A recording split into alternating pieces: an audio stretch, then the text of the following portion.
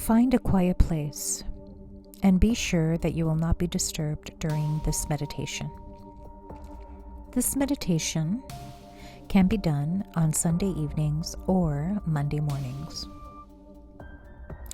It is a guide to help you start your week on the right foot. No matter how much we may love our jobs, we all get a little nervous, agitated, excited when a new week is beginning. It is a time to begin again, to make new plans and to hope for something unexpected, to take actions necessary to make our dreams a reality, to make lists, to carry out all the promises that we have made to ourselves and to those who are important to us. So let's sit for a few minutes to contemplate what makes us a little nervous about Mondays and how we can learn to start the week with excitement and joy as opposed to fear and anxiety. It's a good idea to be seated in this meditation so that you could stay present and you may keep your eyes open or you can close them. That is up to you. If you decide to keep the eyes open, just allow the eyes to be soft and allow the eyes to rest very gently in their sockets and gaze past the tip of the nose. If you decide to close your eyes, just allow them to close very gently. Allow your eyelids to be very soft and allow the eyes to rest gently in their sockets. Feel a softness around your eyes, around your cheeks, and allow the lips to be soft as well. Begin to feel what is happening in the body. And let's actually begin by doing a full body scan, starting with the tips of the toes, moving all the way to the crown of the head. Bring your awareness to each and every part of your body, your toes, your calves, your knees, the shins, the quadriceps, the hamstrings, the hips, the pelvis, the torso, the chest, the shoulders, the throat and the neck, your chin and your face, your lips, your nose, your cheeks, your eyes, your forehead, your ears, and finally, the crown of your head. Stay with the crown of the head for a moment. Smooth out the forehead so that your eyes are resting gently in their sockets. Your ears are very soft and your cheeks are soft. Your top teeth are not touching your bottom teeth. Are there any hot spots in the body? Cold spots, pain, discomfort? If so, bring your attention to that spot. If there's more than one spot where there's pain or discomfort, bring your awareness to the spot that is causing you the most discomfort or the most pain or is trying to grab hold of your awareness the most. And just hold your awareness to that spot. It might be your hip or your arm or your stomach. You may have back pain. So if that's the case, just bring your awareness to your back, whether it's the upper back, the shoulders, the lower back, and just hold your awareness to that spot. And ask yourself, what exactly does the pain feel like? Is it a sharp pain or a dull pain? Is it an ache, a stiffness, soreness? And how does the pain make you feel on an emotional level? Angry, fearful, compassion, indifferent? So it's very important, if you are in pain, and if there is, especially if there is pain regularly, it's important to show yourself compassion. Have compassion for yourself. And be patient with yourself.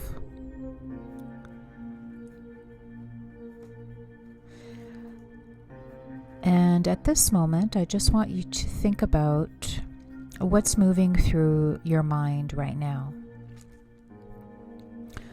Are you thinking about all the things that need to be done this week? Are you worried or concerned about ensuring that you take time for yourself, even if it's just for a few minutes each and every day? Is this week going to be a regular week, or are there extra tasks that you need to accomplish this week? Work-related, family, maybe the kids have a birthday party, or you have an important event, or you have an important meeting at work that you're nervous about. So let's imagine for a minute that you're worried about an important work meeting. And let's analyze the worry. What is the worry? Are you making a presentation? Do you feel that you might be ridiculed? Or maybe you haven't done enough research? Maybe you feel you don't know enough about the subject that you're presenting. Are you being assessed by your superiors? And if you do feel nervous, try to think about exactly why. It may be all of these reasons and more, but most of the time, these negative thoughts or perceptions that we have about an event, what we have to do, the judgment that we have about ourselves, the judgment that we have about others, are really totally out of left field, meaning that you might be overthinking the situation. You're great at your job. You're amazing at your job. You are in the job that is perfect for you at this time. Otherwise, you would not be in that position. Are you anxious because you are being assessed? Or are you anxious because maybe you would rather be doing something else?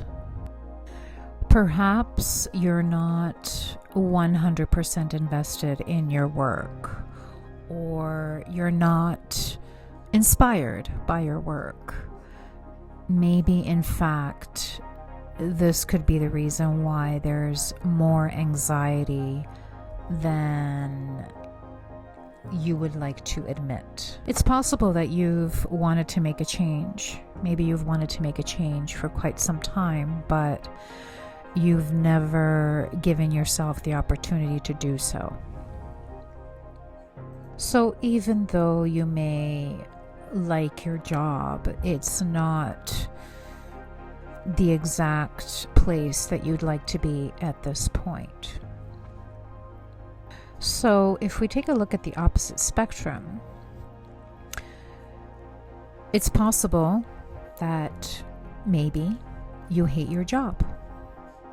And if that is the case, you need to ask yourself, why do you continue to stay in a position, in a job or a career that is not inspiring to you?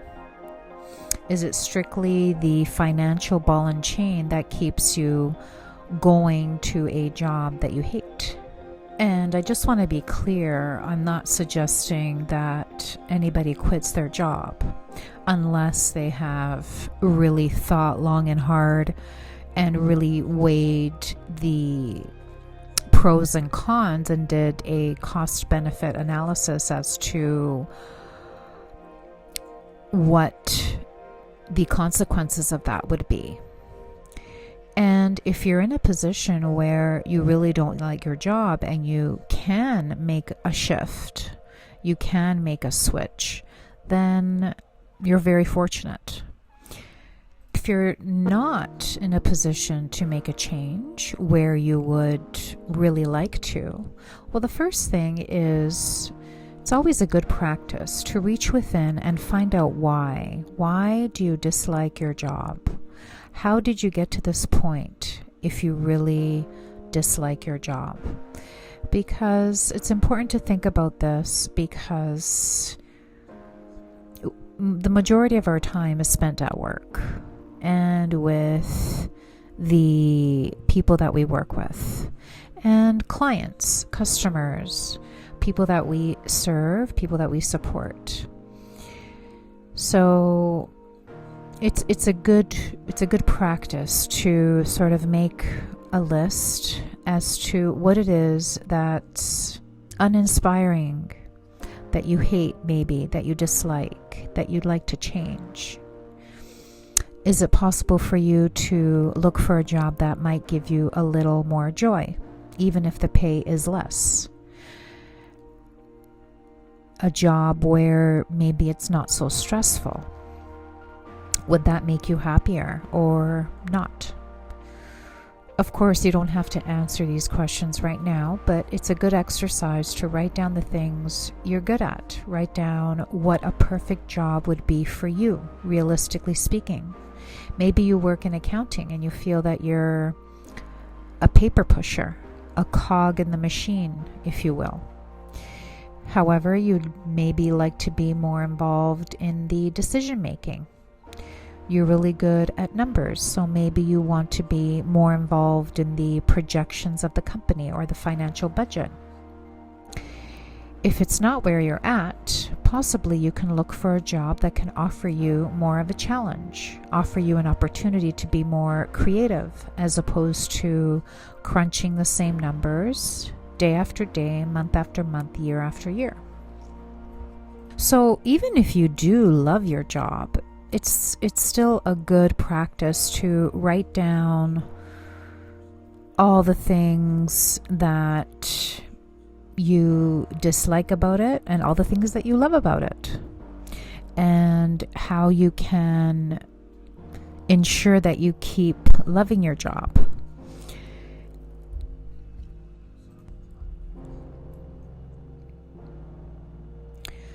So let's move away from work for a minute and explore our emotions a little more.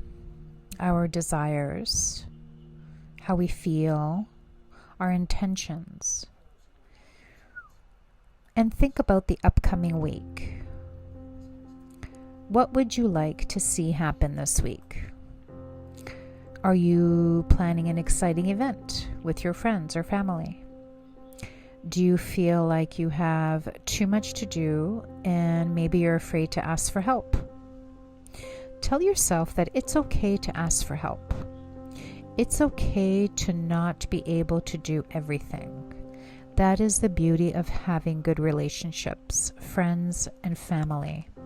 and neighbors to help us when we need it. We should start off the week, actually, we should be starting every day as if something amazing, different, unexpected is going to happen to us. Something fantastic. A miracle. It is positive thinking, and it does take practice. But think about how you feel when you have a party to go to, a wedding, a vacation. It's something different than the norm. You get excited, you get butterflies. The way we think can change our emotions and vice versa. It is, in a sense, about positive thinking, about practicing the positive affirmations, positive thoughts, emotions. They lift our spirits, they lift our vibration, and they bring us to a new frequency. A frequency where new possibilities for happiness and for joy are endless. So let's try to reprogram ourselves to feel butterflies in our tummies every day, not just on Monday or Friday or Sunday, and not the kind of butterflies that cause anxiety and nervousness, but the kind that cause us to get excited and become joyful because we know something exciting is on the way. We are telling the universe, I am here. I know you've got my back, and I know you're going to bring positive, exciting, and new things into my life today, this week, this month, this year, and every day. It takes practice, and that is why we do these meditations, to heal from our past, to practice being mindful, to practice staying in the present moment, and to practice reprogramming our thoughts and minds to a new way of thinking and a new way of living. So before we end, let's take 3 deep breaths. Inhale through the nose and exhale through the mouth. Release the tension in the mind. And again, inhale through the nose and exhale through the mouth, letting it all go. Release the tension in the throat. And again, inhaling through the nose, exhaling through the mouth. Release the tension in the tummy. Gently opening your eyes. Bring your gaze to the tip of the nose, letting go of any remnants of worries you may have, knowing that you are safe, knowing that you are loved, knowing that you are free.